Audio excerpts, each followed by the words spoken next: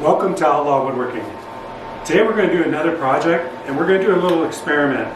We're going to compare 3-in-1 oil to silicone oil and see which one's better for creating jellyfish type cells. And one thing I learned is the latex, or the acrylic paint seems to create bigger cells. So I've picked out these colors and I'm going to make sure and do an even quantity of each color and a real good mixture, and then we'll do the top, we'll do either the top with silicone oil and the bottom with 3-in-1 oil, and we'll do a time lapse and we'll see which one's better. Now right now I have the board level all the way around, so that should create some nice looking cells.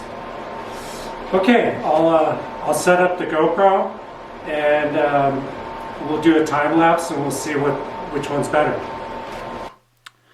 Okay, this is 20 times speed, and the first base coat's going to be a white color. Right there, you can see me laying that down.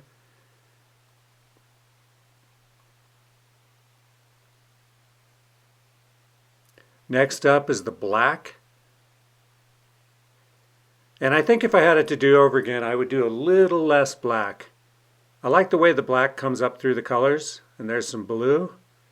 And these are all acrylic paints mixed with super clear epoxy.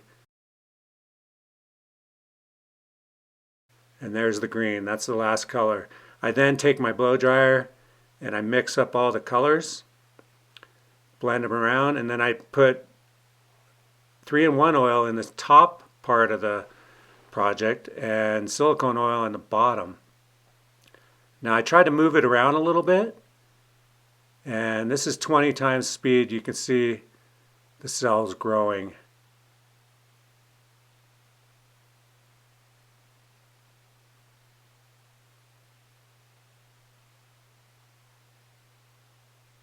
And if your project's not level, it will lean towards whichever direction. It's kind of a self-leveling epoxy, so it's important to have your project level. Right there, the cells are almost done growing. Now, in my opinion, the top ones that I use the 3-in-1 oil, they look more like jellyfish. The ones on the bottom that I use the silicone oil, the silicone oil doesn't drip as good as the 3-in-1 oil, in my opinion. Okay, after 24 hours, this is the cured piece of art, and this bottom section, from about here down, is silicone oil, and then from here up is 3-in-1 oil. And what I've learned is both of the oils do a good job of making big cells in acrylic paint, but the silicone oil is very stringy when you're dripping it out. It has a hard time doing dripping in a single spot. It drips and then it kind of stringy. So I think if you're looking to do more of these jellyfish type things, I think the 3-in-1 oil works a little better. But you can see down here, the silicone oil does work good also. So both of them are an option. I think my next project that I do, I'm going to try to do like 2 or 3 drips of 3-in-1 oil and see if I can get these cells even bigger. But this one turned out really nice. Actually, I'm very happy with it, even using both of the oils.